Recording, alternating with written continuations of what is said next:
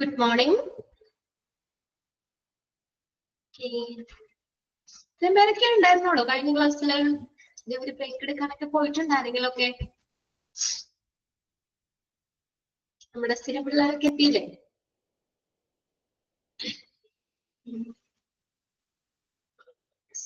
ശരി, ഓക്കെ. അപ്പോ നമ്മള് വിജയിക്കല്ലേ എല്ലാ ക്ലാസ്സിലും ഉണ്ടാവാറുണ്ട്. ഓക്കെ, നിഷ, വിജയ് ഇതൊക്കെ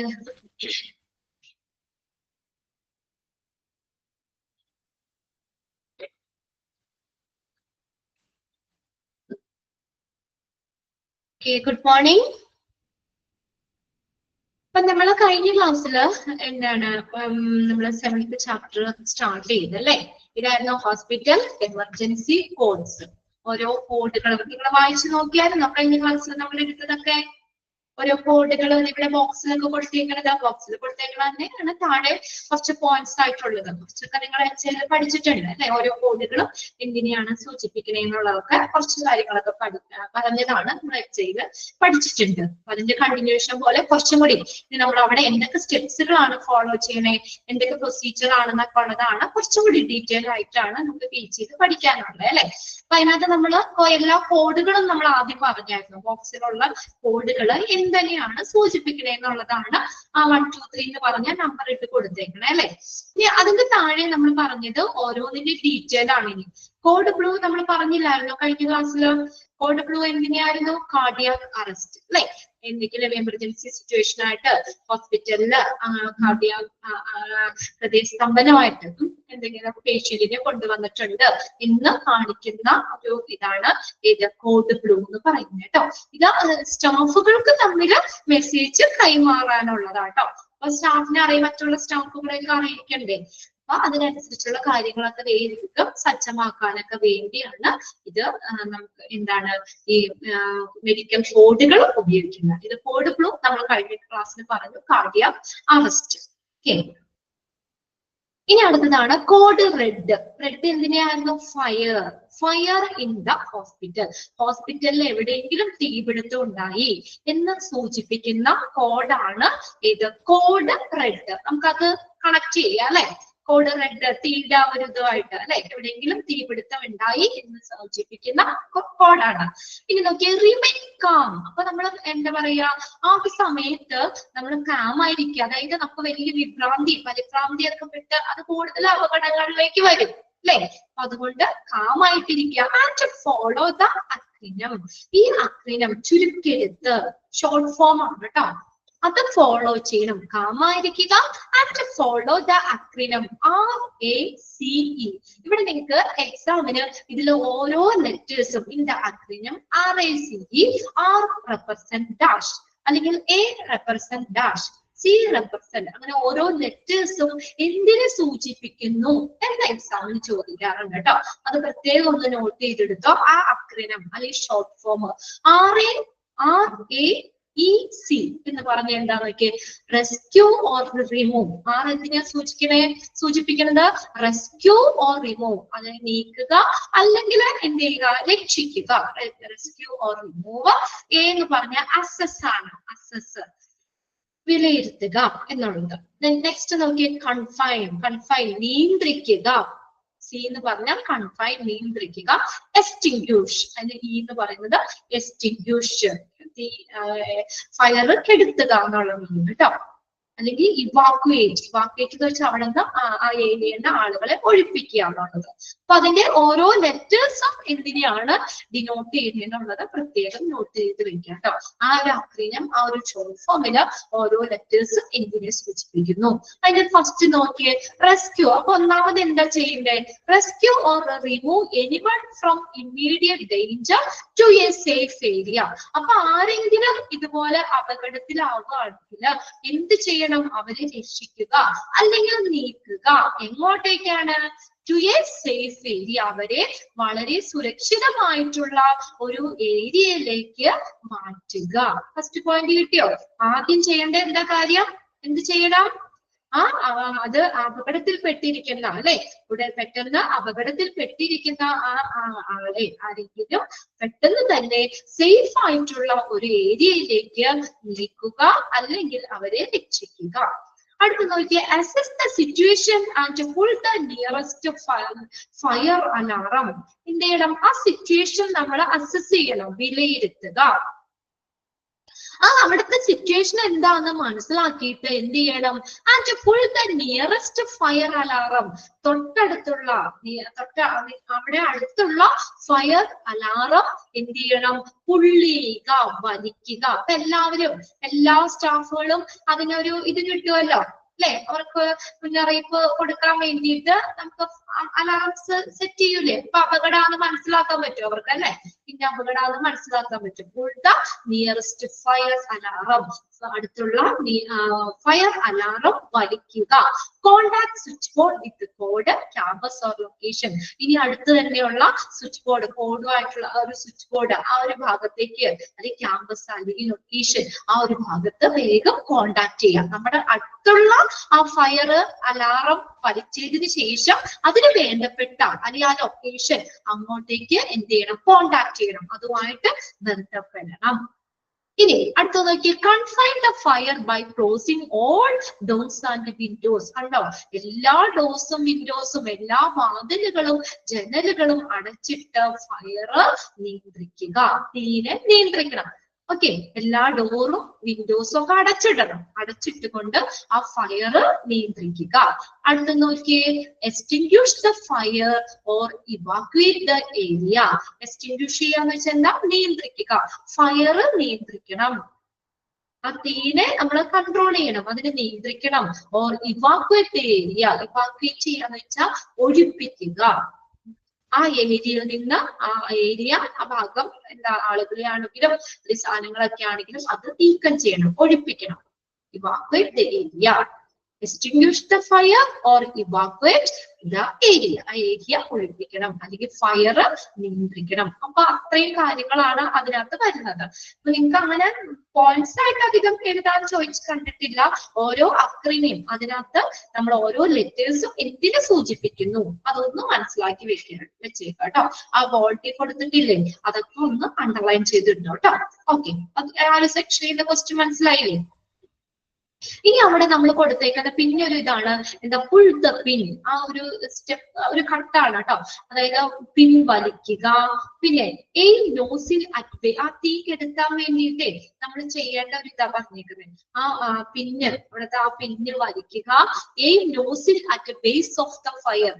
ആ തീയുടെ ആ ബേസ്, അടിയില് നോസില് ലക്ഷ്യമിടുക. നോസിൽ എന്ന് പറഞ്ഞാൽ അറിയോ നിങ്ങക്ക്? നോസിൽ എന്ന് പറഞ്ഞാൽ നമ്മുടെ ഹോസിക്കില്ലേ, ഹോസിന്റെ അറ്റത്ത് വെച്ചേക്കുന്ന ഒരു സംഭവമില്ലേ, നമുക്ക് വാട്ടറൊക്കെ കൺട്രോൾ ചെയ്യാൻ. ഇപ്പൊ നമ്മൾ ചെടിയൊക്കെ നനയ്ക്കാനായിട്ട് ഒരു സംഭവം ടാപ്പിന്റെ അറ്റത്ത്, ആ പൈപ്പിന്റെ അറ്റത്ത് കണക്ട് ചെയ്യുമ്പോൾ നമുക്ക് സ്പ്രിങ്കിൾ ചെയ്തിട്ട് വേണോ അല്ലെങ്കിൽ ദൂരേക്ക് കാണിക്കണോ, അങ്ങനെ പല രീതിയിൽ വല്ലൊരു സംഭവമില്ലേ. അത് എന്തിനാ? കൺട്രോൾ ചെയ്യാൻ അല്ലെ, ടു ഡെലിവർ സഫിഷ്യന്റ് വാട്ടർ. നമുക്ക് ആവശ്യത്തിന് വെള്ളം കൂട്ടി വേണോ, തളിച്ചാൽ മതിയോ, അങ്ങനെ പല രീതിയിൽ അറേഞ്ച് ചെയ്യാൻ വേണ്ടിയിട്ട് നമ്മൾ ഹോസിന്റെ അറ്റത്ത് വെക്കൂലേ, അതുപോലത്തെ ഒരു സംഭവമാണ് നോസിൽ എന്ന് പറയുന്നത്. അപ്പൊ അത് ആ ഫയറിന്റെ ബേസിൽ ആ നോസില് ലക്ഷ്യമിടുക, അല്ലെങ്കിൽ ആ തീ അണയ്ക്കാനുള്ളത് വാട്ടർ, സഫിഷ്യന്റ് ആയിട്ടുള്ള വാട്ടർ ഡെലിവർ ചെയ്യുന്നതാണ് നോസില്. അപ്പൊ അത് അങ്ങനെ എന്ത് ചെയ്യുക, അത് കാണിക്കുക. ഹാൻഡിൽ, ഹാൻഡിൽ സ്ക്വീസ് ചെയ്യുക, അതായത് ഹാൻഡിൽ ശരിക്കും ഞെക്കുക. ഹാൻഡില് എന്ത് ചെയ്യുക? ബലം പിടിച്ച് തന്നെ അമർത്തുക, ഞെക്കിപ്പിരിയുക, ഞെക്കുക. See nozzle side to side, വശങ്ങളിലേക്ക് ആ നോസില് വീശുക. ഇതൊക്കെ ഫയറിനെ കൺട്രോൾ ചെയ്യാനാട്ടോ. See nozzle at side to side, നോസില് വശങ്ങളിലേക്ക് എന്ത് ചെയ്യുക? വീശുക. ജസ്റ്റ് ഒന്ന് പറഞ്ഞേക്കണമെന്നുള്ളൂ, ഒന്ന് നോട്ട് ചെയ്താൽ മതി, മനസ്സിലാക്കി വെക്കുക. ഇനി അടുത്ത നോക്കിയേ, it is your responsibility to aware of the location. ഇത് ഇമ്പോർട്ടന്റ് ആണ് കേട്ടോ. It is from your responsibility, അതായത് സ്റ്റാഫിന്റെ ഒരു ഉത്തരവാദിത്വമാണ്. എന്താ? To be aware of the location of the fire alarm pull station and fire extinguishers. ഉണ്ടോ? ആ ഫയർ അലാറം പുൾ സ്റ്റേഷൻ അല്ലെങ്കിൽ ഫയർ എക്സ്റ്റിങ്ക്വിഷേഴ്സിന്റെ ലൊക്കേഷൻ മനസ്സിലാക്കണം. വേണ്ടേ? എന്തെങ്കിലും പെട്ടെന്ന് ഇതുപോലെ സംഭവിച്ച ആ സ്റ്റാഫിന് നമ്മളിപ്പോ പറഞ്ഞില്ലേ ഇത് വലിക്കണമെന്ന് pull the nearest fire alarm അല്ലെ, ഫയർ അലാറം പുള്ളിയെടുത്ത് നമ്മൾ പറഞ്ഞു അല്ലെ. അപ്പൊ അത് ആ ഫയർ അലാറം പുൾ സ്റ്റേഷൻ, അതിന്റെ ലൊക്കേഷൻ, ഫയർ എക്സ്റ്റിങ്ക്യൂഷേഴ്സ് എവിടേക്കുമാണ് ഹോസ്പിറ്റലിലെ ഫയർ എക്സ്റ്റിങ്ക്യൂഷേഴ്സ് ഉള്ളത്, ആ സ്ഥാനം മനസ്സിലാക്കണം. അല്ലെങ്കിൽ ആ സമയത്ത് അന്വേഷിച്ച് കണ്ടുപിടിക്കാൻ പറ്റുമോ അല്ലെ? അങ്ങനെ ഒരു അപകടം പറ്റുമ്പോ അന്വേഷിച്ച് കണ്ടുപിടിച്ച് സമയം കളയാൻ പറ്റൂല. അതുകൊണ്ട് കൃത്യമായിട്ട് അവര് മനസ്സിലാക്കിയിരിക്കണം ഇതിന്റെ ലൊക്കേഷൻ എവിടെയാണ്, ഈ ഫയർ അലാറം ഫുൾ സ്റ്റേഷന്റെ ഫയർ എക്സ്റ്റിങ്ക്യൂഷേഴ്സ് ഇതിന്റെയൊക്കെ ലൊക്കേഷൻ എവിടെയാണെന്ന് മനസ്സിലാക്കേണ്ടത് സ്റ്റാഫിന്റെ റെസ്പോൺസിബിലിറ്റിയാണ്. Which are positioned near the stairwell in the hospital. ഇത് സാധാരണയൊക്കെ എവിടെയായിരിക്കും ഇതൊക്കെ വെച്ചേക്കുന്നത്? നിങ്ങൾ കണ്ടിട്ടുണ്ടോ? ഈ നമ്മുടെ സ്റ്റെയർവേ ഇല്ലേ, സ്റ്റെയർവേ ഹോസ്പിറ്റലിലെ കോണിപ്പടിയൊക്കെ അതിന്റെ സമീപമായിരിക്കും കൂടുതലൊക്കെ വെച്ചേക്കുന്നത് കേട്ടോ. കോണിപ്പടികൾക്ക് സമീപം സ്ഥാപിച്ചിരിക്കുന്ന ഫയർ അലാറം ഫുൾ സ്റ്റേഷൻസ് അല്ലെങ്കിൽ ഫയർ എക്സ്റ്റിങ്ക്യൂഷൻ അതിന്റെ ലൊക്കേഷൻ കൃത്യമായിട്ട് മനസ്സിലാക്കി വെക്കണം. കണ്ടിട്ടുണ്ട് അല്ലെ, നമ്മൾ ഹോസ്പിറ്റലിൽ കണ്ടിട്ടുണ്ട് ഫയർ എക്സ്റ്റിങ്ക്യൂഷേഴ്സ്. അത്രയാണ് അതിനകത്ത് പറഞ്ഞേക്കണം. അപ്പൊ എന്താണ് നമ്മുടെ ആ റെസ്പോൺസിബിലിറ്റി പറഞ്ഞേക്കണേ? ഫയർ സ്റ്റാഫിന്റെ ഫയർ അലാറം ഫുൾ സ്റ്റേഷനുകൾ, ഫയർ എക്സ്റ്റിങ്ക്യൂഷേഴ്സ് അതിന്റെ ലൊക്കേഷൻ കൃത്യമായി മനസ്സിലാക്കണം. അതിനെക്കുറിച്ച് ഒരു അവയർനെസ് അവർക്ക് വേണം, ഒരു ബോധം വേണം. ഇനി അടുത്തത് തന്നേക്കുന്നത് നോക്കി, പിന്നെ അത് ഇത്രേ ഉള്ളൂ കേട്ടോ. നിങ്ങൾ ഇത്ര ആ അക്രനം ഓരോന്ന് നോക്കുക, ഓരോ ലെറ്റേഴ്സും എന്തിനെ സൂചിപ്പിക്കുന്നു. അല്ലെങ്കിൽ നമുക്ക് പിന്നെ അതിനകത്ത് അവിടെ എന്താ ചിലപ്പോ ചോദിക്കാൻ പാടില്ല എന്നില്ല. ഇതിന് കോഡുകളാണ് കൂടുതൽ ചോദിച്ച് കണ്ടേക്കണേ. ഇതെങ്കിലും എന്തൊക്കെ സ്റ്റെപ്സ് ആണ് ജസ്റ്റ് ഒന്ന് ഐഡന്റിഫൈ ചെയ്യുക കേട്ടോ. ഒരു ഫയർ വരികയാണെങ്കിൽ നമ്മൾ എന്തൊക്കെയാ ചെയ്യേണ്ടതെന്നുള്ള ആ കാര്യങ്ങളെ കൊടുത്തേക്കണേ ഒന്ന് മനസ്സിലാക്കി വെച്ചാൽ മതി. പിന്നെ നമ്മൾ പറഞ്ഞത് ആ സ്റ്റാഫിന്റെ റെസ്പോൺസിബിലിറ്റി ആണ്. Fire alarm pull station, fire എക്സ്റ്റിങ്ക്യൂഷേഴ്സിന്റെ ലൊക്കേഷനെ കുറിച്ച് അവർക്ക് ഒരു അവയർനെസ് ഉണ്ടായിരിക്കണം. ക്ലിയർ അല്ലേ അത്? ഓക്കെ. ഇനി അടുത്തത് വന്നേക്കുന്നത് ചോദിച്ചേക്കുന്നത് when you hear a fire alarm. Okay, ഇത് ഇമ്പോർട്ടന്റ് ആട്ടോ, ഇത് നോട്ട് ചെയ്തു. നമ്മളൊരു ഫയർ അലാറം കേൾക്കുവാണെങ്കിൽ നമ്മളെന്ന് പറഞ്ഞ സ്റ്റാഫുകൾ അല്ലെ, അവർക്ക് എന്താ പറയാ, നമ്മൾക്ക് ഈ ഒരു ഫയർ അലാറം കേൾക്കുവാണെങ്കിൽ നമ്മൾ എന്താ ചെയ്യണ്ടേ? When you hear a fire alarm നമ്മൾ കേൾക്കുവാണെങ്കിൽ എന്താ ചെയ്യണ്ടേ? Okay, close all Windows and doors. ആദ്യം എന്ത് ചെയ്യണം? ആദ്യം തന്നെ ചെയ്യരുത് വിൻഡോസും ഡോറുകളും ജനലും വാതിലും ഒക്കെ ക്ലോസ് ചെയ്യണം, അടയ്ക്കണം. ഇനി clear the hallway of equipments and furniture. ഫർണിച്ചറിന്റെ അല്ലെ എക്യുപ്മെന്റ്സിന്റെ ഹോൾവേ എന്ന് പറഞ്ഞാൽ ഇടനാഴി, ഇടനാഴിയിലുള്ള എക്യുപ്മെന്റ്സ്, ഫർണിച്ചർ ഇതൊക്കെ എന്ത് ചെയ്യുക? ക്ലിയർ ചെയ്യുക. അപ്പൊ അവിടെ എങ്ങനെ എന്തെങ്കിലും ഫർണിച്ചറോ അല്ലെങ്കിൽ എക്യുപ്മെന്റ്സ് ഒക്കെ ഉണ്ടെങ്കിൽ അതൊക്കെ വേഗം തന്നെ അവിടെ നിന്ന് മാറ്റുക. ഒരു തീപിടുത്തൊക്കെ ആ ഒരു ഫയർ അലാറം കേട്ട് കഴിഞ്ഞാൽ നമ്മൾ എന്താ ചെയ്യേണ്ടതെന്നാണ് പറഞ്ഞേക്കണേ. വിൻഡോസും ഡോർസും വേഗം തന്നെ ക്ലോസ് ചെയ്യുക. പിന്നെ ആ നമ്മളെ ഹോൾവേ അതായത് ഇടനാഴിയിലുള്ള എക്യുപ്മെന്റ്സും ഫർണിച്ചറും ഒക്കെ അവിടെ നിന്ന് ക്ലിയർ ചെയ്യുക, മാറ്റുക. അടുത്ത നോക്കിയ മൂന്നാമത്തെ, റീഅഷ്യൂർ പേഷ്യൻസ് ആൻഡ് വിസിറ്റേഴ്സ്. പേഷ്യൻസിനെയും വിസിറ്റേഴ്സിനെയും എന്ത് ചെയ്യണം? ധൈര്യപ്പെടുത്തുക അല്ലെ. അവർക്ക് വേറെ പ്രശ്നമൊന്നുമില്ല, നിങ്ങൾ പേടിക്കണ്ട, സേഫ് ആണ് എന്നൊക്കെ പറഞ്ഞുകൊണ്ട് പേഷ്യൻസിനെയും വിസിറ്റേഴ്സിനെയും എന്ത് ചെയ്യുക? ധൈര്യപ്പെടുത്തുക. റീഅഷ്യൂർ, അവർക്ക് അല്ലെങ്കിൽ നല്ല ഉറപ്പ് കൊടുക്കുക, അല്ലെങ്കിൽ അവരെ ധൈര്യപ്പെടുത്തുക. അടുത്ത നോക്കിയേ, review patient status in preparation for an evacuation. ഇത് നോക്കിയേ, നമ്മള് പ്രിപ്പയർ ചെയ്യാണ്, ഇവാക്വേഷൻ എന്ന് വെച്ചാൽ ഒഴിപ്പിക്കുക. അപ്പൊ അങ്ങനെ വരുമ്പോ പേഷ്യൻസിനെയൊക്കെ സേഫ് ആയിട്ട് മാറ്റണ്ടേ അല്ലെ? പേഷ്യൻസിനെയൊക്കെ ആ ഏരിയയിൽ നിന്ന് സേഫ് ആയിട്ടുള്ള ഏരിയയിലേക്ക് മാറ്റണം. അപ്പൊ അങ്ങനെ അതിന് നമ്മൾ തയ്യാറെടുക്കുമ്പോൾ എന്ത് ചെയ്യണം? പേഷ്യന്റ് സ്റ്റാറ്റസ് നമ്മൾ നോക്കണം, റിവ്യൂ നോക്കണം. തീരെ ബുദ്ധിമുട്ടുള്ള പേഷ്യൻസ് ആണോ അല്ലെ, അല്ലെങ്കിൽ ഒത്തിരി എമർജൻസി ഉള്ള പേഷ്യൻസ് ആണോ? അപ്പൊ അതിനുള്ള സാഹചര്യം കൂടിയും അവർക്ക് ചെയ്തു കൊടുക്കണം. ഷിഫ്റ്റ് ചെയ്യുമ്പോൾ ആ സൗകര്യം കൂടിയും ചെയ്തു കൊടുക്കണ്ടേ അല്ലെ? അപ്പൊ എന്താ, നമ്മൾ അങ്ങനെ ഒരു നമ്മുടെ ഇവാക്വേഷൻ എന്ന് വെച്ചാൽ ഒഴിപ്പിക്കുക. അപ്പൊ അവിടെ നിന്ന് ആളുകളെ ഒഴിപ്പിക്കാൻ തയ്യാറെടുക്കുമ്പോൾ എന്ത് വേണം? പേഷ്യന്റിന്റെ സ്റ്റാറ്റസും കൂടി നോക്കണം. ആ ഒരു നില എന്താണ് എന്നുള്ളത് കൂടി മനസ്സിലാക്കണം. എന്നാലേ ഓരോ പേഷ്യൻസിന് വേണ്ട കാര്യങ്ങൾ ചെയ്യാൻ പറ്റുള്ളൂ അല്ലെ? വെറുതെ പേഷ്യൻസിനെ മാറ്റിക്കൊണ്ടുവന്നിടാൻ പറ്റും നമുക്ക്. ഓരോ പേഷ്യൻസിന്റെയും സ്റ്റാറ്റസ് ഒന്ന് നോക്കണം. ക്ലിയർ ആയത്? ക്ലിയർ ആയോ നോക്കിയേ? ആ ഇവാക്വേഷൻ പേഷ്യൻസിനെ അവിടെ നിന്ന് ഒഴിപ്പിക്കാനുള്ള തയ്യാറെടുപ്പ് എടുക്കുമ്പോൾ ആ പേഷ്യന്റിന്റെ സ്റ്റാറ്റസ് നോക്കണം. ഇനി നോക്കിയേ, return to regular duties once the all clear is announced. All clear, എല്ലാം ക്ലിയർ ആയെന്ന് അനൗൺസ് ചെയ്ത് കഴിഞ്ഞാൽ എന്ത് ചെയ്യണം? റിട്ടേൺ ടു റെഗുലർ ഡ്യൂട്ടീസ്, സാധാരണ ഡ്യൂട്ടിയിലേക്ക് തിരിച്ചു വരണം. കണ്ടോ, ഇതായി, എല്ലാം ക്ലിയർ ആയി, ഓൾ ക്ലിയർ എന്നൊരു അനൗൺസ് ചെയ്ത് കഴിഞ്ഞാൽ അല്ലെങ്കിൽ അനൗൺസ് കേട്ട് കഴിഞ്ഞാൽ സാധാരണ ആ ഡ്യൂട്ടിയിലേക്ക് മടങ്ങി വരണം. Return to regular duties. അടുത്ത നോക്കിയേ, പതിവ് ഡ്യൂട്ടിയിലേക്ക് മടങ്ങണം. Turn on all the lights, എല്ലാ ലൈറ്റുകളും ഓൺ ആക്കണം. Turn on all the lights, എല്ലാ ലൈറ്റും ഓൺ ആക്കണം. Do not use the elevator, ആ സമയത്ത് എന്താ പറയാ, നമ്മൾ എലിവേറ്റർ ഉപയോഗിക്കാൻ പാടില്ല.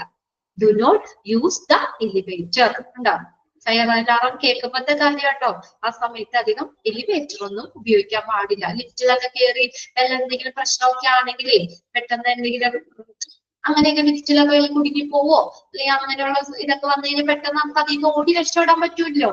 ലിഫ്റ്റിലൊക്കെ പോവാണ്, അപ്പൊ പെട്ടെന്ന് എന്തെങ്കിലും ആ ഭാഗത്തേക്ക് തീയൊക്കെ വരികയാണെങ്കിൽ നമുക്ക് ആ ലിഫ്റ്റിന്റെ ഇത് തുറന്ന് പെട്ടെന്ന് സ്റ്റെയർവേ ആണെങ്കിൽ നമുക്ക് ഏതെങ്കിലും ഒരു രീതിയിലേക്ക് ഓടിപ്പോകാം അല്ലെ.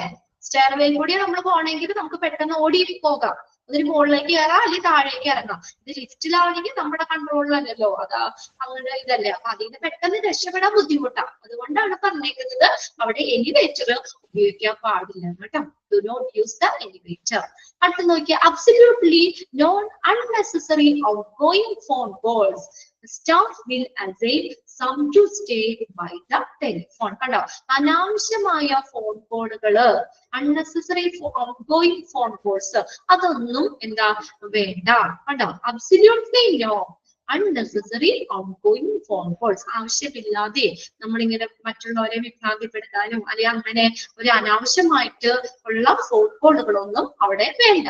Then എന്താ പറഞ്ഞ staff will assign someone to stay by the telephone. ആരെങ്കിലും സ്റ്റാഫിനെ അവിടെ അലോ ചെയ്യണം. സ്റ്റാഫ് വിൽ അസൈൻ ചെയ്യണം some to stay by the telephone. ആരെങ്കിലും ആ ടെലിഫോണിന്റെ അവിടെ സ്റ്റേ ചെയ്യാൻ നിൽക്കാനായിട്ട് സ്റ്റാഫിനെ നിയോഗിക്കണം. അത്രയും കാര്യങ്ങളാണ് നമ്മൾ ഒരു ഫയർ അലാറം നമ്മൾ കേൾക്കുവാണെങ്കിൽ എമർജൻസി കോൾ എന്തെങ്കിലും ഇങ്ങോട്ടേക്ക് മനസ്സിലായോ എനിക്ക് ആ പോയിന്റ് എന്താണ്? ഇപ്പൊ നമ്മൾ ടെലിഫോണിൽ ചിലപ്പോ എമർജൻസി ആയിട്ട് എന്തെങ്കിലും നമുക്ക് കോളുകളൊക്കെ ഇങ്ങോട്ട് വരാനുണ്ടായിരിക്കും. ഇന്നത് കാര്യം ചെയ്യണം അല്ലെങ്കിൽ ഇന്ന പോലെ ചെയ്യണം നമുക്കൊരു എന്താ പറയാ ഇങ്ങോട്ടേക്ക് നമുക്കൊരു ഇൻസ്ട്രക്ഷൻ തരാൻ വേണ്ടി എന്തെങ്കിലും കോളുകൾ ചിലപ്പോ വരികയായിരിക്കും. അപ്പൊ അതുകൊണ്ട് ഒരു സ്റ്റാഫ് ആ ടെലിഫോണിൽ അവിടെ നിൽക്കണം, ഒരാൾക്ക് അവിടെ ഡ്യൂട്ടി അല്ലെങ്കിൽ അവരെ നിയോഗിക്കണം. അപ്പൊ ആ സമയത്ത് എന്താ ഔട്ട് ഗോയിങ് കോളുകളൊന്നും പാടില്ല. നമ്മൾ അങ്ങോട്ട് കോൾ വിളിച്ചുകൊണ്ടിരിക്കുകയാണെങ്കിൽ ഇങ്ങോട്ട് വല്ല കോൾ എടുക്കാൻ പറ്റുമോ? കോൾ എടുക്കാൻ പറ്റുമോ? നമ്മൾ അങ്ങോട്ട് ഇങ്ങനെ പോകണം. അതന്നെ. അപ്പൊ ആ ഒരു കാര്യം കൊണ്ടായിട്ട് പറഞ്ഞേക്കണേ, ഔട്ട് ഗോയിങ് ഫോൺ കോൾസുകൾ, ആവശ്യമില്ലാത്ത ഔട്ട് ഗോയിങ് ഫോൺ കോൾസുകൾ ഒഴിവാക്കണം. പിന്നെ ആ ഫോണിന്റെ അടുത്ത് ഒരാളെ ഇപ്പൊ എമർജൻസി ആയിട്ട് ആരെങ്കിലും എന്തെങ്കിലുമൊക്കെ പറയുകയാണെങ്കിലൊക്കെ അതെടുക്കാൻ വേണ്ടി ഒരാളെ എപ്പോഴും ഫോണിന്റെ അടുത്ത് തന്നെ നിൽക്കാനായിട്ട് അനുവദിക്കണം. ക്ലിയർ ആയോ നോക്കിയ പോയിന്റ്സുകൾ? When you hear a fire alarm, നമ്മളൊരു ഫയർ അലാറം കേസ് ആണെങ്കിൽ എന്തൊക്കെ കാര്യങ്ങളാണ് ചെയ്യേണ്ടത് ജസ്റ്റ് ഒന്ന് വായിച്ചു വെച്ചാൽ മതി. എന്തായാലും അതിനകത്ത് ഓപ്ഷൻസ് ഉണ്ടാവും. അപ്പൊ ജസ്റ്റ് ഒന്ന് നിങ്ങൾക്ക് നോക്കിക്കഴിഞ്ഞാൽ ഓപ്ഷൻസ് ഐഡന്റിഫൈ ചെയ്യാൻ പറ്റും അല്ലെ. വലിയ ബുദ്ധിമുട്ടൊന്നുമില്ല.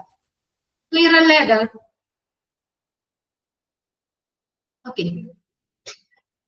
ഇനി അടുത്ത് നോക്കിയേ, entering an affected room or zone. ഇനി നമ്മളെ ആ തീ പിടിച്ച അല്ലെങ്കിൽ ആ തീപിടുത്തം സംഭവിച്ച ആ ഒരു റൂമിലേക്ക് നമ്മൾ പ്രവേശിക്കുമ്പോൾ എന്തൊക്കെ കാര്യമാണ് നമ്മൾ ശ്രദ്ധിക്കേണ്ടത്? entering an affected room or zone, ആ ഒരു സോണിലേക്ക് അല്ലെങ്കിൽ ആ ഒരു റൂമിലേക്ക് പ്രവേശിക്കുമ്പോൾ എന്താണ് നോക്കുക? Feel the door. ആദ്യം തന്നെ ഡോറ് നമ്മൾ നോക്കണം.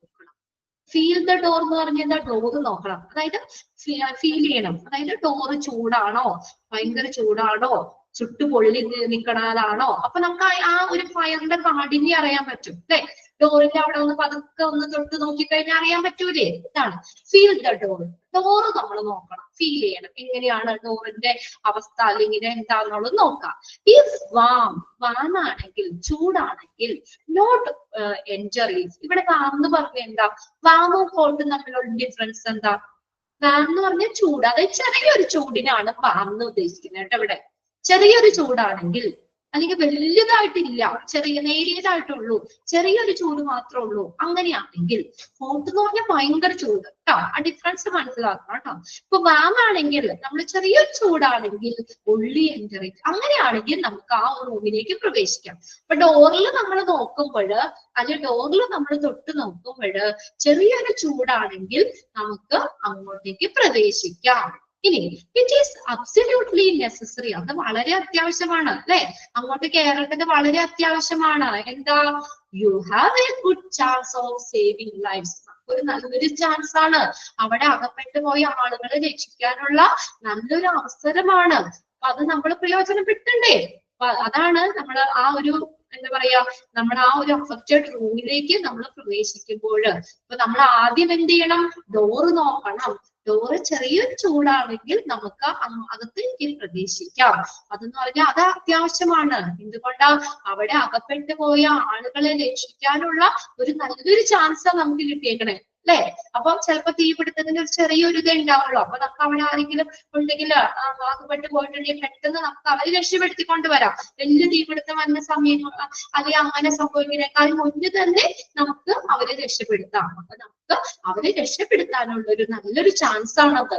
If the door is hot, ഇനി നോക്കിയേ, ആ ഡോറ് ഹോട്ട് ആണെങ്കിലോ, ഭയങ്കര ചൂടാണെങ്കിലോ, ഡു നോട്ട് എൻ, നമുക്ക് കയറാൻ പറ്റുമോ? ചുട്ടു പൊള്ളി നിൽക്കുവാണ്, അത് ഭയങ്കര ചൂടാണ്, നമുക്ക് അങ്ങോട്ട് കയറാൻ നമ്മുടെ ജീവനും കൂടി അപകടത്തിലാവില്ലേ? അപ്പൊ എന്താ? ഡു നോട്ട് എൻറ്റർ, നമുക്ക് അങ്ങോട്ടേക്ക് പ്രവേശിക്കാൻ പറ്റില്ല. അത്രയാണ് അവിടെ തന്നേക്കണ്ടോ. ഫീല് അവിടെ നോക്കണമെന്ന് കണ്ടിട്ടുണ്ടോ? ആ ഡോറിന്റെ അവിടെ നോക്കാണ്. ഓക്കെ, അത് ക്ലിയർ അല്ലേ? ആണെങ്കിൽ നമുക്ക് പ്രവേശിക്കാം, അവിടെയുള്ള ആളുകളെ രക്ഷപ്പെടുത്താനുള്ള നല്ലൊരു അവസരമാണ്. അപ്പൊ അതനുസരിച്ച് ചെയ്യാം. ഇനി ആ ഡോറിൽ തൊട്ട് നോക്കുമ്പോൾ ഡോറ് ഹോട്ട് ആണെങ്കിൽ നമ്മൾ പ്രവേശിക്കരുത്, വേറെ എന്തെങ്കിലും കാര്യങ്ങൾ ചെയ്യണം. ഇനി നോക്കിയേ, നെക്സ്റ്റ് ആണ് code brown. Code brown hazardous material spill or leak. എന്തെങ്കിലും അപകടകരമായിട്ടുള്ള വാതകങ്ങളോ അങ്ങനെ എന്തെങ്കിലും ലീക്ക് ആവുക, സ്പില്ലാവുക, തൂളുക അല്ലെങ്കിൽ ലീക്ക് വരുവാണെങ്കിൽ അതാണ് കോഡ് ബ്രൗൺ ഇൻഡിക്കേറ്റ് ചെയ്യുന്നത്. കോഡ് ബ്രൗൺ എന്താ? കോഡ് ബ്രൗൺ എന്താ? Hazardous material spill or leak. മനസ്സിലായോ? എന്തെങ്കിലും അപകടകരമായിട്ടുള്ള മെറ്റീരിയൽസ്, വാതകങ്ങള് എന്തെങ്കിലും തൂകുകയോ അല്ലെങ്കിൽ എന്തെങ്കിലും ലീക്ക് ആവുകയോ ചെയ്യുകയാണെങ്കിൽ നമ്മൾ അപ്പൊ അവിടെ പറയുന്ന കോഡാണ് കോഡ് ബ്രൗൺ. നോക്കിയേ, അതിൽ പല ലെവലുകളായിട്ടാണ് തിരിച്ചേക്കുന്നത് കേട്ടോ. ലെവൽ 1, ഒന്നാമത്തെ ലെവൽ നോക്കിയേ, ഡിപ്പാർട്ട്മെന്റൽ റെസ്പോൺസ്, ഡിപ്പാർട്ട്മെന്റിന്റെ ഉത്തരവാദിത്തം. ലെവൽ 1 എന്ന് പറഞ്ഞാൽ എന്താ? ഒരു ചെറിയൊരു അവസ്ഥയായിരിക്കും ലെവൽ 1. മുകളിലേക്ക് കൂടുന്തോറും അല്ലേ നമ്മൾ അതിന്റെ ഭീകരത കൂടുന്നത്. ലെവൽ 1 എന്ന് പറഞ്ഞാൽ ചെറിയ തോതിലൊക്കെ ഉള്ളൂ, ആ ഒരു സംഭവമാണ് ലെവൽ 1. നോക്കിയേ, ഡിപ്പാർട്ട്മെന്റൽ റെസ്പോൺസ്. നോക്കിയേ, സ്പിൽ ഈസ് സ്മോൾ, സ്പില്ല് ചെറുതാണെങ്കിൽ, ആ ചോർച്ച ചെറുതാണെങ്കിൽ, വാതക ചോർച്ച ചെറുതാണെങ്കിൽ, and can be cleaned up, നമുക്ക് തന്നെ ആ ഡിപ്പാർട്ട്മെന്റ് തന്നെ ക്ലീൻ ചെയ്യാം. മനസ്സിലാവുന്നില്ലേ നിങ്ങൾക്ക്? ആ വാതക ചോർച്ച ചെറുതാണെങ്കിൽ, ചെറുതായിട്ട് മൈന്യൂട്ടായിട്ടൊക്കെ ഉള്ളൂങ്കിൽ നമുക്ക് എന്താ, ആ ഡിപ്പാർട്ട്മെന്റ് തന്നെ എന്ത് ചെയ്യാൻ പറ്റും? ക്ലീൻ ചെയ്യാം. അവർക്കുടെ ഒരു റെസ്പോൺസ് ആണത്. Do not call code brown. അപ്പൊ കോഡ് ബ്രൗൺ വിളിക്കേണ്ട ആവശ്യമുണ്ടോ? എല്ലാവരെയും അറിയിക്കേണ്ട, എല്ലാ സ്റ്റാഫിനെയൊക്കെ അറിയിക്കേണ്ട ആവശ്യമുണ്ടോ ആ സമയത്ത്? വേണോ? ചെറിയൊരു ചോർച്ച ആ ഡിപ്പാർട്ട്മെന്റിൽ തന്നെ നമുക്കത് ക്ലിയർ ചെയ്യാവുന്ന കാര്യമുള്ളൂ, ക്ലീൻ ചെയ്യാവുന്ന കാര്യമുള്ളൂ കേട്ടോ. അപ്പൊ അത് അന്നേരം ആ സമയത്ത് നമുക്ക് കോഡ് ബ്രൗൺ വേണ്ട, കോഡ് ബ്രൗൺ കോൾ ചെയ്യണ്ട. Then consult with your supervisor.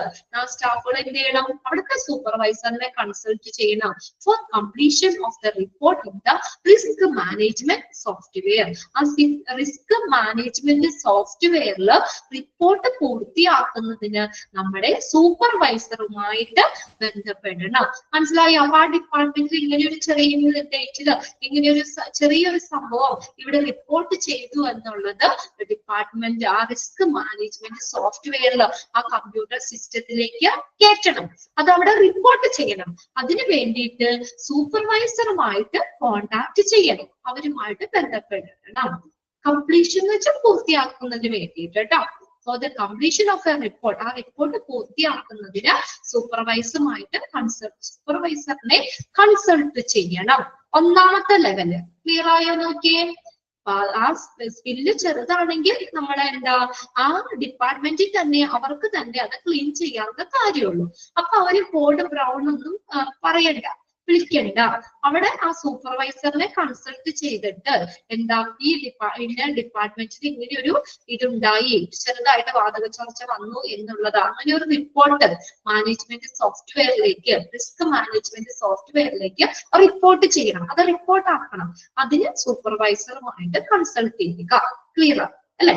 ഇനി ലെവൽ 2 ആണെങ്കിൽ code brown team response. Code brown team റെസ്പോൺസിന്റെ ഉത്തരവാദിത്വമാണ്.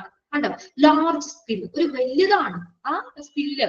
വാതക ചോർച്ച ഇത്തിരി കൂടി ഡേഞ്ചറസ് ആയിട്ടുള്ള മെറ്റീരിയൽ കേട്ടോ, അപകടകരമായിട്ടുള്ള വസ്തുക്കൾ. അത് നമ്മൾ ഗ്യാസ് തന്നെയാണെന്നില്ല, അല്ലാത്തയാണെങ്കിൽ കേട്ടോ, എന്തെങ്കിലും അപകടകരമായിട്ടുള്ള മെറ്റീരിയൽസ് അത് വലിയ തോതിലാണെങ്കിൽ അതിന് ചോർച്ച സംഭവിച്ചെങ്കിൽ ആർക്കടെ ഉത്തരവാദിത്വം? അത് കോഡ് ബ്രൗൺ ടീം റെസ്പോൺസ്. ആ ടീം റെസ്പോൺസിന്റെ ഉത്തരവാദിത്വം, അവരാണ് റെസ്പോൺസ് ചെയ്യുന്നത്. ആ ടീമാണ്, കോഡ് ബ്രൗൺ ടീമാണ് അത് റെസ്പോൺസ് ചെയ്യുന്നത്. Special cleanup procedure. അപ്പൊ അവിടെ പ്രത്യേകം ക്ലീനപ്പ് പ്രൊസീജിയർ വേണം. കണ്ടോ, the code brown team will respond. കണ്ടോ, അപ്പൊ ആ ചോർച്ച കുറച്ചുകൂടി കൂടുതലാണെങ്കിൽ അവിടെ ക്ലീനപ്പ് ചെയ്യുന്നത് ആരായിരിക്കണം? Code brown team will respond. Code brown team ആയിരിക്കണം അവിടെ റെസ്പോണ്ട് ചെയ്യുന്നത്. ചെറുതാണെങ്കിലോ അവിടെ ഡിപ്പാർട്ട്മെന്റിന്റെ ഉത്തരവാദിത്വം, ഡിപ്പാർട്ട്മെന്റ് റെസ്പോണ്ട് ചെയ്യണം. അത് ക്ലീൻ ചെയ്യാനായിട്ട് ഡിപ്പാർട്ട്മെന്റിന്റെ റെസ്പോൺസ് ആണ്. ഇനി ആ സ്കില്ല് കൂടുതലാണെങ്കിൽ കോഡ് ബ്രൗൺ ടീം റെസ്പോണ്ട് ചെയ്യണം. ഇനി ലെവൽ 3 അപ്പൊ കുറച്ചുകൂടി ഡേഞ്ചർ അല്ലേ? ലെവൽ 3യിലേക്ക് വരുമ്പോ external response, a health or fire environment hazard that require special clean up procedure. പ്രത്യേക ക്ലീൻ അപ്പ് പ്രൊസീജിയർ വേണം. ഒരു പുറമേ നിന്ന് ഒരു എക്സ്റ്റേണൽ റെസ്പോൺസ് വേണം. എ ഹെൽത്ത് ഫയർ എൻവയോൺമെന്റൽ hazard that required a special clean up procedure. The fire department will respond. ആരാ അവിടെ റെസ്പോണ്ട് ചെയ്യണ്ടേ? എക്സ്റ്റേണൽ റെസ്പോൺസ് ആരായിരിക്കണം? The fire department. Fire department respond ചെയ്യണം. മൂന്നും ക്ലിയർ അല്ലേ? ചെറുതാണെങ്കിൽ ഡിപ്പാർട്ട്മെന്റിന്റെ ഉത്തരവാദിത്വമാണ് ക്ലീൻ ചെയ്യുന്നത്. ഇനി കുറച്ചുകൂടി വലുതാണ്, ആ ലീക്ക് കുറച്ചുകൂടി വലുതാണെങ്കിൽ ആ കോഡ് ബ്രൗൺ ടീം അത് റെസ്പോണ്ട് ചെയ്യണം. അവരത് ക്ലീനപ്പ് ചെയ്യേണ്ട കാര്യങ്ങൾ പ്രൊസീജിയർ ഒക്കെ നോക്കണം. ഇനി വലുതാണെങ്കിൽ കുറച്ചുകൂടി അതാണെങ്കിൽ ആര് വേണം? ഫയർ ഡിപ്പാർട്ട്മെന്റ് റെസ്പോണ്ട് ചെയ്യണം. ക്ലിയർ ആണല്ലോ? ഓക്കെ, മൂന്നെണ്ണം. ഇനി അടുത്തതാണ് കോഡ് പിങ്ക്. പിങ്ക് എന്തായിരുന്നു പറഞ്ഞേ? പിങ്ക് എന്തിനാ? ഇൻഫന്റ് ഓർ ആണ് കേട്ടോ. അത് OR എന്നാക്കിയോ കേട്ടോ. Infant or child abduction. കുട്ടികളെ അല്ലെ, കുട്ടികളെ തട്ടിക്കൊണ്ടു പോകുന്നത്. Okay, code pink. Code pink infant or child abduction. Abduction എന്ന് പറഞ്ഞാൽ തട്ടിക്കൊണ്ടു പോവുക. ഓർ ചൈൽഡ് അബ്ഡക്ഷൻ, ഇൻഫന്റ് ശിശുക്കളെ അല്ലെങ്കിൽ കുട്ടികളെ തട്ടിക്കൊണ്ടു പോകുന്നത്. അപ്പൊ അങ്ങനെ ഒരു സംഭവം വരുവാണെങ്കിൽ കോഡ് പിങ്ക് ആണ് എന്ത് ചെയ്യേണ്ടത്? അനൗൺസ് ചെയ്യേണ്ടത്. ഇത് സ്റ്റാഫുകൾക്ക് വേണ്ടിയുള്ളതാണ് കേട്ടോ, പബ്ലിക്കിനെ അറിയിക്കാനുള്ളതല്ല. ആ സ്റ്റാഫുകളുടെ ഇടയിൽ അവർ മെസ്സേജ് പാസ് ചെയ്യാൻ വേണ്ടിയിട്ടാണ്. ആ സ്റ്റാഫുകൾക്ക് അതിനുള്ള പ്രിക്കോഷൻസ് എടുക്കാൻ വേണ്ടി കൊടുക്കുന്ന. നോക്കിയേ, a code pink denotes a missing child or infant in this hospital. Underline ചെയ്തോട്ടോ, നമ്മൾ നേരത്തെ പറഞ്ഞത് തന്നെയാണ്.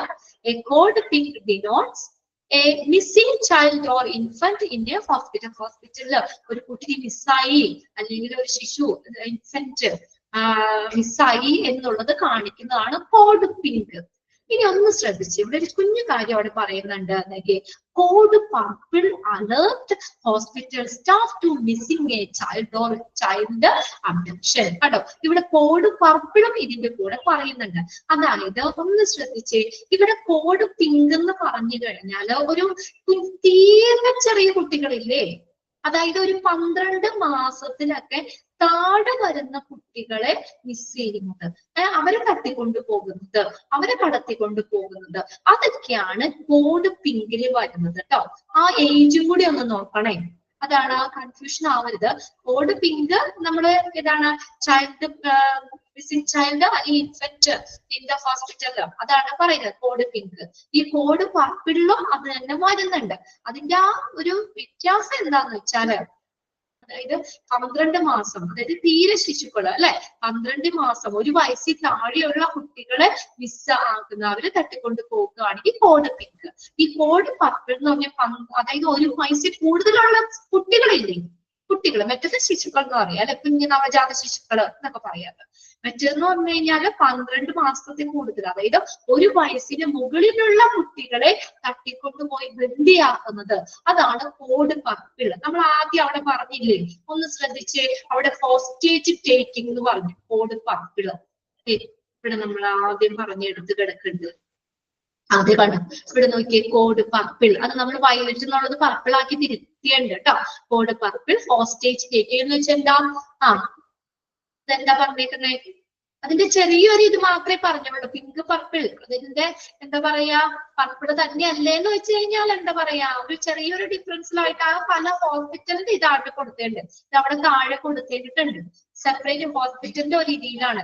അത് ചെറിയൊരു ഡിഫറൻസ് എന്ന് പറഞ്ഞാൽ, ചെറിയ നേരിയതായിട്ട് തന്നെ കളർ ഡിഫറൻസ് ഒക്കെ കാണിക്കായിരിക്കും. ഇത് ഇത്രയാണ് പിങ്ക് എന്ന് പറഞ്ഞു കഴിഞ്ഞാൽ, അതായത് 1 വയസ്സിൽ താഴെയുള്ള കുട്ടികളെ തട്ടിക്കൊണ്ടു പോകുന്നത്. ഇനി കോഡ് പർപ്പിൾ ആണെങ്കിൽ ഇച്ചിരി കൂടി ഉള്ളത്, ചൈൽഡ് എന്ന് പറയാം, 1 വയസ്സിലൊക്കെ കൂടുതലുള്ള കുട്ടികളെ തട്ടിക്കൊണ്ടുപോയി ബന്ദിയാക്കൽ, അതാണ് ഹോസ്റ്റേജ് ടേക്കിംഗ് എന്ന് പറയുന്നത്.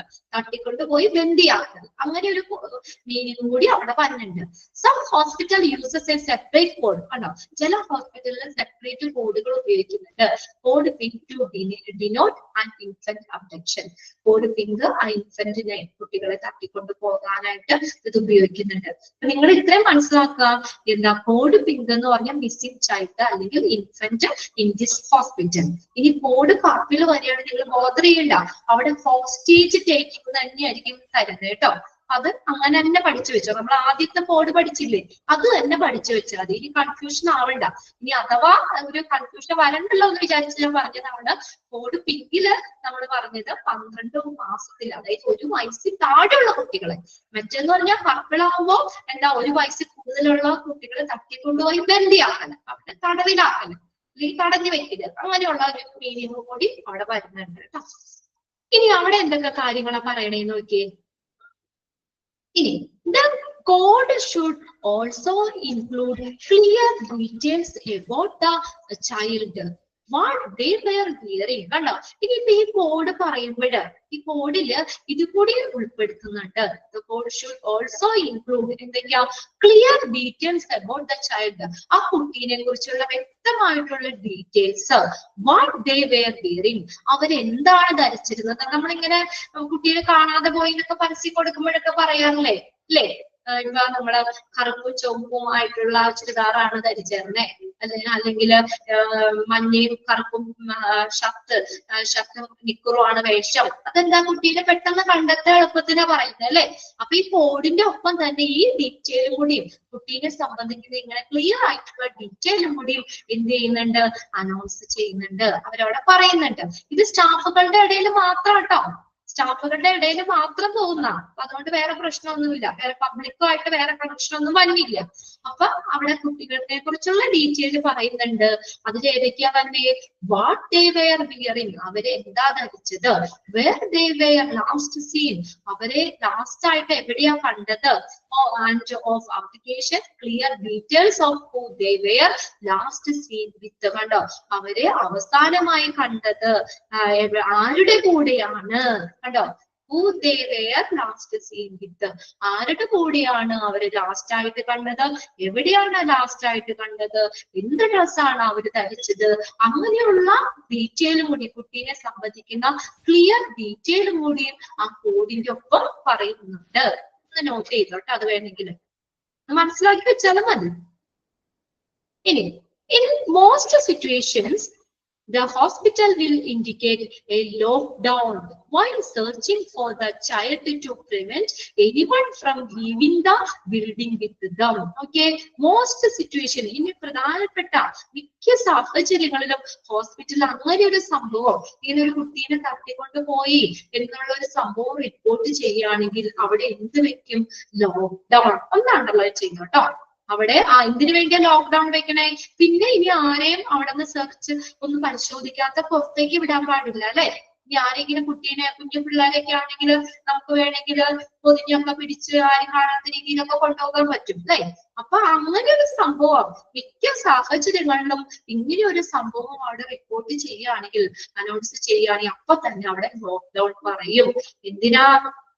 എന്തിനാ ആ ഹോസ്പിറ്റലിൽ നിന്ന് ആരും പിന്നെ പുറത്തേക്ക് പോകാതിരിക്കാൻ അല്ലെ. അങ്ങനെ കുട്ടിയെ കൊണ്ടുപോകുന്നതിന്, ആ കുട്ടിയെ തിരയുന്ന സാഹചര്യത്തില് ഹോസ്പിറ്റലിൽ നിന്ന് ആരെങ്കിലും പുറത്ത് പോകുന്നത് തടയാൻ വേണ്ടിയിട്ടാണ് searching. Lockdown while searching for the child to prevent anyone from leaving the building with them. കണ്ടോ, അപ്പൊ കുട്ടീനെ തെരഞ്ഞോണ്ട് നടക്കുന്ന സമയത്ത് ആരെങ്കിലും ഹോസ്പിറ്റലിൽ നിന്നൊക്കെ പുറത്ത് പോയാലോ അല്ലെ. അപ്പൊ അങ്ങനെ അവര് പുറത്തേക്ക് വിടാതിരിക്കാൻ വേണ്ടി അവിടെ ലോക്ക്ഡൌൺ ഏർപ്പെടുത്തും. ഒന്ന് അണ്ടർലൈൻ ചെയ്തോട്ടോ ലോക്ക്ഡൌൺ എന്നുള്ളത്. വേണ്ടി ചോദിക്കാം. In most situation the hospital will indicate A dash while searching for the child. ആ കുട്ടീനെ തിരയുന്ന ഇടയിൽ ഹോസ്പിറ്റലിൽ എന്താണ് ലോക്ക്ഡൌൺ നമ്മൾ പറഞ്ഞില്ലേ, കുട്ടി തട്ടിക്കൊണ്ടുപോകണ ഒരിത്. അപ്പൊ നമ്മൾ അവിടെ കോഡ് അനൗൺസ് ചെയ്യും അല്ലെ. കോഡ് പിങ്ക് നമ്മൾ ഇത് പറയുമ്പോൾ പെട്ടെന്ന് തന്നെ എന്താണ് ആ സെക്യൂരിറ്റി വേഗം തന്നെ അവിടെ ക്ലോസ് ചെയ്യും, ഗേറ്റ് ക്ലോസ് ചെയ്യും. പിന്നെ എന്താ, ആരും പുറത്തേക്ക് പോകാൻ പാടില്ല. അതാണ് ലോക്ക്ഡൌൺ. എല്ലാവരും അടച്ചിടും. പിന്നെ അവർക്കുടെ അനുവാദം ഇല്ലാതെ അല്ലെങ്കിൽ അവർ പരിശോധിക്കാതെ ആരും ഹോസ്പിറ്റലിൽ വിട്ട് പുറത്തു പോകാൻ പാടില്ല.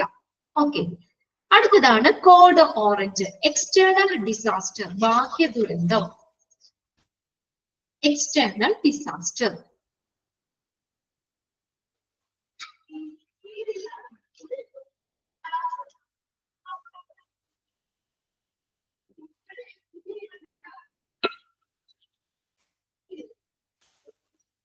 Okay, code orange, external disaster. ബാഹ്യ ദുരന്തങ്ങൾ. Okay, code orange alert. Hospital has been notified that a disaster has occurred in the community. നമ്മുടെ കമ്മ്യൂണിറ്റിയില്, നമ്മുടെ ഹോസ്പിറ്റലിലെ സമൂഹത്തില് എന്തെങ്കിലും ദുരന്തങ്ങള് സംഭവിച്ചതായി അറിയിക്കുന്ന, ഹോസ്പിറ്റലിനെ അറിയിക്കാൻ അല്ലെ. അല്ലെങ്കിൽ ഹോസ്പിറ്റലിലാണെങ്കിലും എന്തെങ്കിലും, അല്ലെങ്കിൽ പുറമെ ഉള്ളതാണെങ്കിലും എക്സ്റ്റേണൽ ഡിസാസ്റ്റർ, ബാഹ്യ ദുരന്തം, അല്ലെങ്കിൽ ഹോസ്പിറ്റലില് എന്തെങ്കിലും, അല്ലെങ്കിൽ ആ കമ്മ്യൂണിറ്റിയില് എന്തെങ്കിലും ദുരന്തങ്ങൾ സംഭവിച്ചിട്ടായിട്ടുണ്ടെങ്കിൽ അറിയിക്കാനാണ് കോഡ് ഓറഞ്ച് എന്ത് ചെയ്യുന്നത്, കാണിക്കുന്നത്. അപ്പൊ അവിടെ നോക്കി ഒരു കാര്യം പറയുന്നു, കാഷ്വാലിറ്റീസ് ആർ അറേഞ്ച്മെന്റ്. ഇതുവരെ വേറെ ആളപായം, അപകടം ഒന്നും ഉണ്ടായിട്ടില്ല. ഇതുവരെയും വേറെ അപകടം ഒന്നും ഉണ്ടായിട്ടില്ല. അതാണ് നോ കാഷ്വാലിറ്റീസ് ആർ അറൈവിംഗ്. അപ്പൊ ആ ഒരു സംഭവം ഇല്ലേ, ആ ഹോസ്പിറ്റലിൽ വരുന്ന അല്ലെങ്കിൽ എക്സ്റ്റേണൽ ആയിട്ടുള്ള എന്തെങ്കിലും ദുരന്തങ്ങൾ വരികയാണെങ്കിൽ ഇതുവരെ വേറെ അത്യാഹിതങ്ങളോ ഒന്നും സംഭവിച്ചിട്ടില്ല. ഇതാണ് ലെവൽ 1. അതിനെ നമ്മൾ പല ലെവലുകളായി തിരിക്കാം. അപ്പൊ ഒന്നാമത്തെ ലെവൽ എന്ന് പറഞ്ഞു കഴിഞ്ഞാല് okay, the hospital is receiving less than 4 casualties. 4 അത്യാഹിതങ്ങൾ. അപ്പൊ 4 തരത്തിലുള്ള 4 തരത്തിൽപ്പെട്ട അല്ലെങ്കിൽ 4-ൽ താഴെയുള്ള, ലെസ് ദാൻ എന്ന് പറഞ്ഞിരിക്കുന്നത് അല്ലെ, 4-ൽ താഴെയുള്ള അത്യാഹിതങ്ങള് ഹോസ്പിറ്റല് റിസീവ് ചെയ്തു. അപ്പൊ അത്രയുമാ ഒരു ചെറിയ ഒരു ഇതാ വന്നുള്ളൂ അല്ലെ. 4 പേരെ അല്ല, അവിടെ എന്താ പറഞ്ഞേക്കുന്നത്, 4 അത്യാഹിതങ്ങൾ അല്ലെങ്കിൽ എമർജൻസി ആയിട്ടുള്ള സംഭവങ്ങൾ, 4 തരത്തിലുള്ള സംഭവങ്ങൾ, 4 കാഷ്വാലിറ്റീസ്, 4 താഴെ ലെസ് ദാൻ 4 അല്ലെ, 4 താഴെയുള്ള അത്യാഹിതങ്ങൾ ആ ഹോസ്പിറ്റലിൽ റിസീവ് ചെയ്തു. അതാണ് ലെവൽ 1-ൽ പറഞ്ഞിരിക്കുന്നത്. Level 2 നോക്കി, the hospital is receiving more than 3 major casualties. കണ്ടോ, അവിടെ 3-ലധികം, പക്ഷെ എങ്ങനത്തെയാ മേജർ കാഷ്വാലിറ്റീസ്, വളരെ വലിയ അത്യാഹിതങ്ങള് 3-ൽ കൂടുതൽ. അപ്പൊ അത്രയും ഡേഞ്ചർ അല്ലേ ആ സിറ്റുവേഷൻ. ഇത് കാണിക്കാനാണ് തീവ്രത, ഇന്റൻസിറ്റി അവിടെ പറയുന്നത് കേട്ടോ. 3-ലധികം കാഷ്വാലിറ്റികള്, 3-ലധികം അത്യാഹിതങ്ങള് ഹോസ്പിറ്റലില് റിസീവ് ചെയ്തു. Or the number of victim, അല്ലെങ്കിൽ അതിന് ഇരയായിട്ടുള്ള ആളുകള്, or severity of injury will require additional staff and resources. അപ്പൊ എന്താ പറഞ്ഞേക്കുന്നത് അവിടെ കണ്ടോ. അപ്പൊ അതിന് ഇരയായ ആളുകളുടെ എണ്ണം അല്ലെങ്കിൽ അവരുടെ ആ പരിക്കുകളുടെ തീവ്രത കൂടുതലാണ്. അപ്പൊ അതിനനുസരിച്ച് എന്ത് വേണം, will require additional staff and resources. കണ്ടോ. അപ്പൊ അങ്ങനെയാണെങ്കിൽ എന്ത് വേണം, അവിടെ അഡീഷണൽ സ്റ്റാഫുകള് അല്ലെങ്കിൽ റിസോഴ്സ് വേണം, വേണ്ടേ?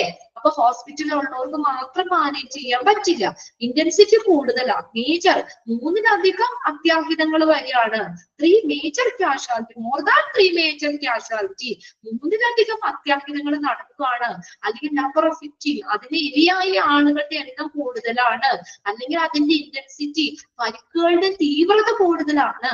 അപ്പൊ അതിനെ മാനേജ് ചെയ്യാനായിട്ട് എന്ത് വേണം, അഡീഷണൽ സ്റ്റാഫ് ആൻഡ് റിസോഴ്സസ്, കൂടുതൽ സ്റ്റാഫുകളും വിഭവങ്ങളും വേണ്ടി വരും.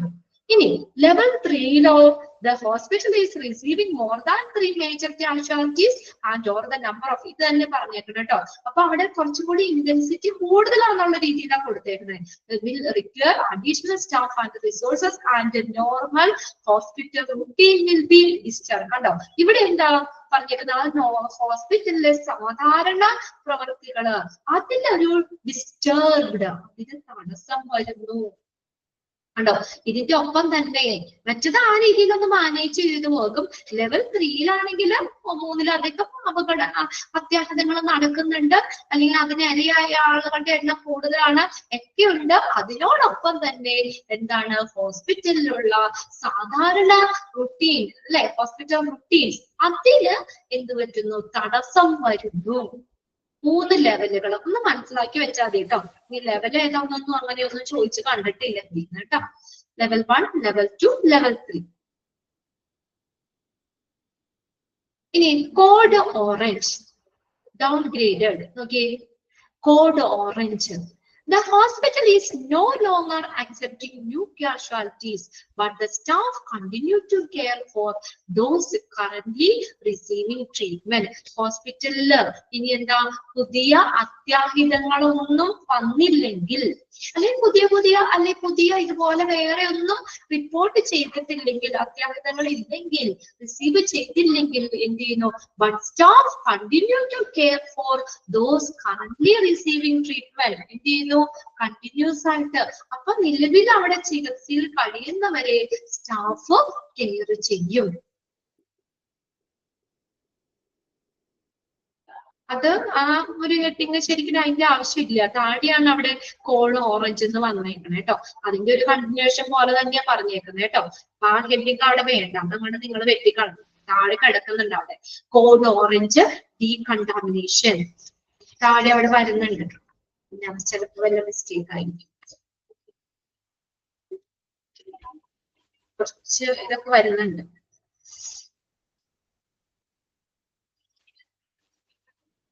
കോഡ് ഓറഞ്ചിന്റെ പിന്നെ അത് ആ കോഡ് ഓറഞ്ചിന് പ്രത്യേകം എഴുതണമെന്നില്ല. മുകളിൽ നമ്മൾ കോഡ് ഓറഞ്ച് അവിടെ വരുന്നുണ്ടല്ലോ, കോഡ് ഓറഞ്ച് എക്സ്റ്റേണൽ ഡിസാസ്റ്റർ എന്ന് വരുന്നുണ്ട്. ഇടുന്നതെന്ന് വെച്ചാൽ കുഴപ്പമൊന്നുമില്ല കേട്ടോ.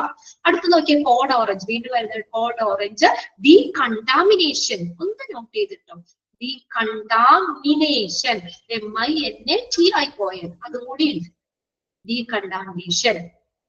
ഒന്നാമത്തേല് മുകളിലത്തേല് എന്താ പറഞ്ഞേക്കുന്നത്, ഹോസ്പിറ്റലില് പുതിയ അത്യാഹിതങ്ങൾ ഒന്നും ഇല്ലെങ്കിൽ നിലവില് എന്താ ചികിത്സയിൽ കഴിയുന്ന ആളുകളെ സ്റ്റാഫുകള് കെയർ ചെയ്യുന്നത് കണ്ടിന്യൂസ് ആയിട്ട് അവരെ കെയർ ചെയ്തുകൊണ്ടിരിക്കും കേട്ടോ. But the staff continue to care for those currently receiving treatment, അവരെ കണ്ടിന്യൂസ് ആയിട്ട് കെയർ ചെയ്യും. ഇനി നോക്കിയേ അടുത്ത ഡീകണ്ടാമിനേഷൻ, അതായത് നോക്കിയേ a chemical, biological, nuclear and radioactive disaster.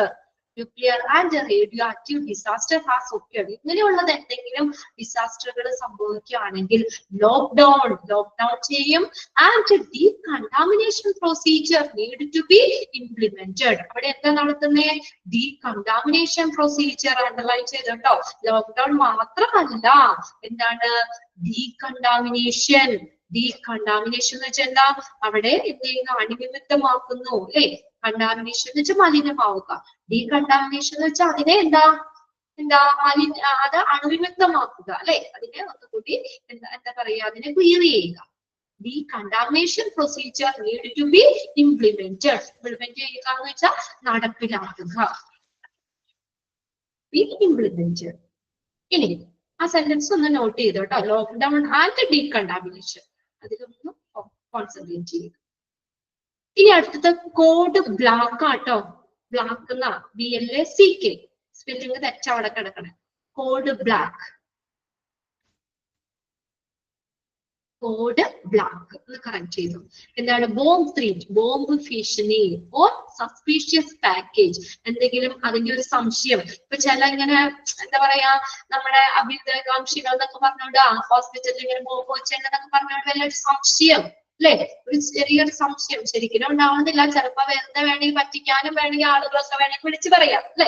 അവിടെ ഒരു ആദേശം ഇങ്ങനെ ഒരു വലിയ സംഭവം ഉണ്ടാക്കാനൊക്കെ വേണ്ടി അങ്ങനെയൊക്കെ എന്തെങ്കിലും ബോംബ് ഭീഷണിയോ അല്ലെങ്കിൽ എന്തെങ്കിലും അതിനൊരു സംശയാസ്പദമായിട്ട് എന്തെങ്കിലും കാര്യങ്ങൾ വരുവാണെങ്കിൽ അന്നേരമാണ് നമ്മൾ കോഡ് ബ്ലാക്ക് പറയുന്നത്. അതിന് നേരെ എഴുതാലോ, കോഡ് ബ്ലാക്ക് ബോംബ്. ബി തന്നെ വെച്ചിട്ടല്ലേ തുടങ്ങണേ? അത് മാറിപ്പോകുമല്ലോ. Code black bomb threat, bomb ഭീഷണി അല്ലെങ്കിൽ എന്തെങ്കിലും സംശയാസ്പദമായിട്ടുള്ള കാര്യങ്ങളൊക്കെ വരികയാണെങ്കിൽ, ബോംബ് വെക്കുന്നത് സംശയം തോന്നുകയാണെങ്കിലോ അല്ലെങ്കിൽ അതിന് ബോംബ് ഭീഷണി വരുവാണെങ്കിലോ ഒക്കെ കോഡ് ബ്ലാക്ക് ആണ് അവിടെ പറയുന്നത്. ഓക്കെ, കോഡ് ബ്ലാക്ക് എന്ന് തന്നെയാട്ടോ. Code black indicate a bomb threat. Underline ചെയ്തോട്ടോ. നമുക്കത് ഓൾറെഡി പഠിച്ചിട്ടുണ്ട്, എങ്കിലും ഒന്ന് നോട്ട് ചെയ്തിട്ടോ. കോഡ് ബ്ലാക്ക് ആണ് ബോംബ് ത്രീറ്റ്, ബോംബ് ഭീഷണിയെ കാണിക്കുന്നത്. The code tends to include relevant information such as the specific location of the threat. അപ്പൊ എന്താ ഈ കോഡിൽ എന്തും കൂടി ഉൾപ്പെടുത്തണം? ഈ കോഡ് പറയുമ്പോൾ, കോഡ് ബ്ലാക്ക് എന്ന് പറയുമ്പോൾ അതിന്റെ ഒപ്പം തന്നെ അതുമായിട്ട് ബന്ധപ്പെട്ട relevant information such as a specific location. ഉണ്ടോ? എവിടെയാണ് വെച്ചെന്നുള്ള ലൊക്കേഷനും പറയണ്ടേ? എന്നാലല്ലേ അവിടെ എന്താന്ന് വെച്ചാൽ ചെയ്യാൻ പറ്റുള്ളൂ. അതിന്റെ ആഫ്റ്റർ നടപടികൾ നമുക്ക് എടുക്കാൻ പറ്റുള്ളൂ അല്ലെ? അതിന് സ്ക്വാഡിനെയൊക്കെ കൊണ്ടുപോകാട്ടോ, അതിന് ക്യാൻസൽ ചെയ്യാനുള്ള സംഭവങ്ങളൊക്കെ അല്ലെ?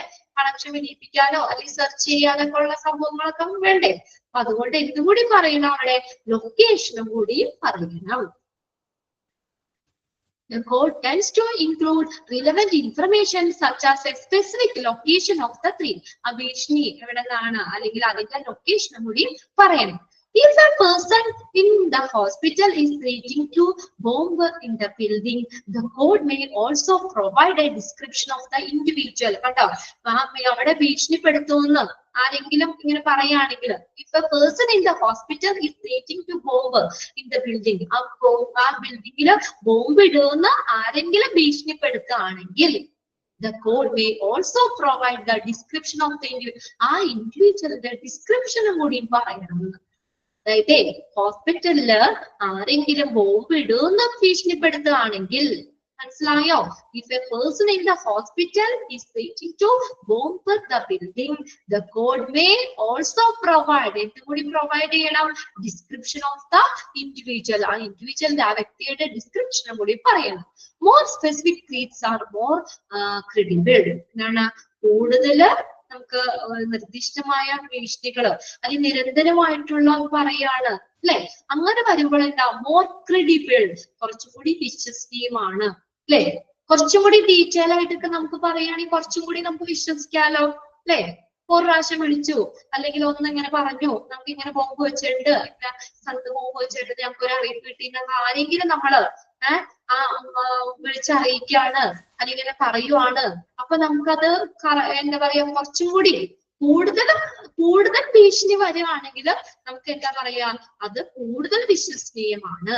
So the people who receive bomb threats over the phone should remain calm and gather as much information regarding to the proposed bomber as possible. എന്താ പറഞ്ഞേക്കണേ? So the people who receive bomb threat, അപ്പൊ അത് receive ചെയ്യുന്ന ആളുകള് over the phone should be remain calm. Phone എന്താ, അത് calm ആക്കി വെക്കണം. ചിലപ്പോ ഫോൺ കോളൊക്കെ ട്രേസ് ചെയ്തിട്ടൊക്കെ എന്തെങ്കിലും പ്രശ്നങ്ങളൊക്കെ വരാലോ. The phone should be remain calm, silent ആക്കി വെക്കണം. കാമാക്കി വെക്കുക, ശാന്തമാക്കി വെക്കുക. gather as much information regarding the proposed എന്ന് വെച്ചാൽ ഉദ്ദേശിക്കുക ബോംബർ as possible. എന്നിട്ട് ആ ബോംബറിനെ കുറിച്ച് അവർക്കളെ സംബന്ധിക്കുന്ന കൂടുതൽ ഇൻഫർമേഷൻസ് കാര്യങ്ങളൊക്കെ എന്ത് ചെയ്യാ, കളക്ട് ചെയ്യാൻ നോക്കണം ആ റിസീവ് ചെയ്യുന്ന ആളുകൾ. ഓക്കെ, മനസ്സിലായോ? ആ ബോംബ് ഭീഷണി അത് റിസീവ് ചെയ്യുന്ന ആളുകള് ഫോണ് ശാന്തമാക്കി അല്ലെങ്കിൽ കാമാക്കുക. എന്നിട്ട് എന്താ ചെയ്യണ്ടേ, ആ ബോംബറിനെ കുറിച്ച്, ബോംബ് വയ്ക്കുന്ന ആള് ബോംബറിനെ കുറിച്ച് സാധ്യമായിട്ടുള്ള വിവരങ്ങൾ, അവരെ സംബന്ധിക്കുന്ന വിവരങ്ങൾ ഗ്യാദർ ചെയ്യുക, ശേഖരിക്കാം ശേഖരിക്കാൻ നോക്കണം.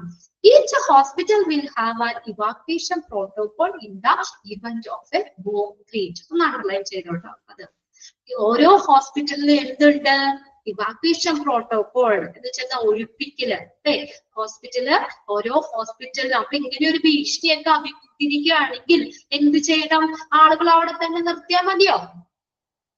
ആളുകൾ അവിടെ തന്നെ നിർത്തിയാൽ മതിയോ? ഒരു ഭീഷണി വന്നു, ഇങ്ങനെ ഹോസ്പിറ്റലിൽ ബോംബ് വെച്ചിട്ടുണ്ട്, ബോംബ് ഭീഷണിയിലാണെങ്കിൽ എന്ത് ചെയ്യണം, അവിടുന്ന് ആളുകളെ ഒഴിപ്പിക്കണം. അതാണ് ഇവാക്വേഷൻ, ഒഴിപ്പിക്കുക. Evacuation protocol in the event of bomb threat. കണ്ടോ, അത് എങ്ങനെയൊക്കെ അത് തന്നെ അവരെന്ത് ചെയ്യണം, അവരെ ഒഴിപ്പിക്കണം. ഓക്കെ, അത്രയാണ് അതിനകത്ത് പറഞ്ഞിട്ടുള്ളത് കേട്ടോ.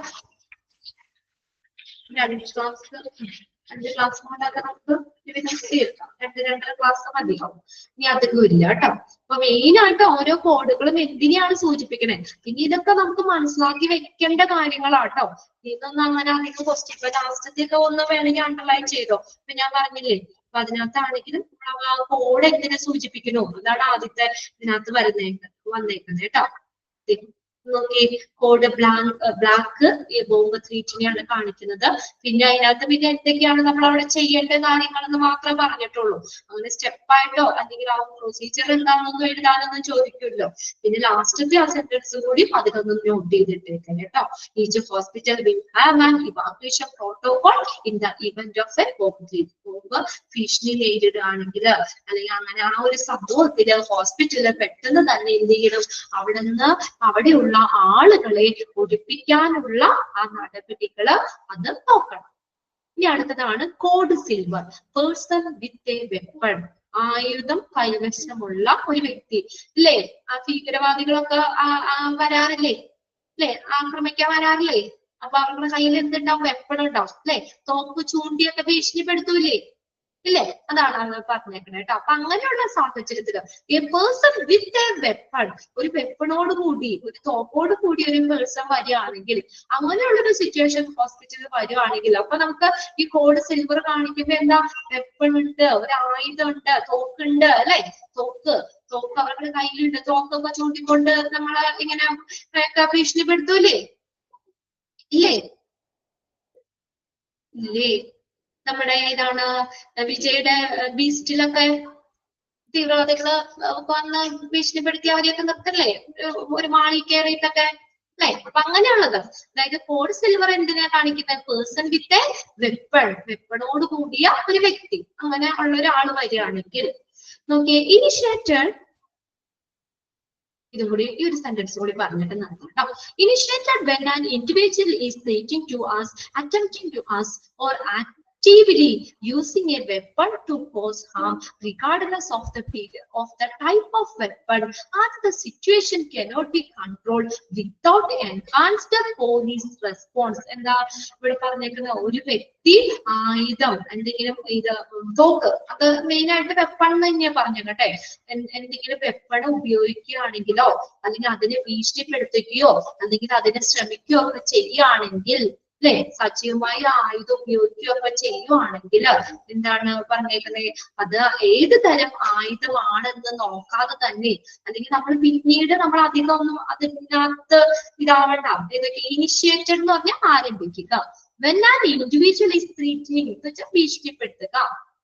ടു ആസ്ക് നമ്മുടെ ആയുധമായിട്ട് ഒരു എന്താ പറയാ ഒരാളുകളെ ഭീഷണിപ്പെടുത്തുവാണെങ്കിൽ, അറ്റംപ്റ്റിംഗ് വാസ് അതല്ലെങ്കിൽ ഉപയോഗിക്കാൻ അറ്റംപ്റ്റ് ചെയ്യുകയാണെങ്കിൽ, ഇത് ഉപയോഗിക്കാനായിട്ടുള്ള ഒരു ശ്രമം കാണിക്കുകയാണെങ്കിൽ, or activity using a weapon cause harm നമുക്ക് ഹാം ആക്കുന്ന ഒരു ആക്ടിവിറ്റി ചെയ്യുകയാണെങ്കിൽ, regardless of the type of weapon എന്ത് വെപ്പൺ ആണ് അത് പരിഗണിക്കാതെ തന്നെ എന്താ നോക്കിയേ, and the situation cannot be controlled without enhanced police response. കണ്ടോ, അത് നമ്മൾ എന്ത് ചെയ്യണം, അപ്പൊ തന്നെ മെച്ചപ്പെട്ട പോലീസ് പ്രതികരണത്തെ നമുക്ക് വേണം.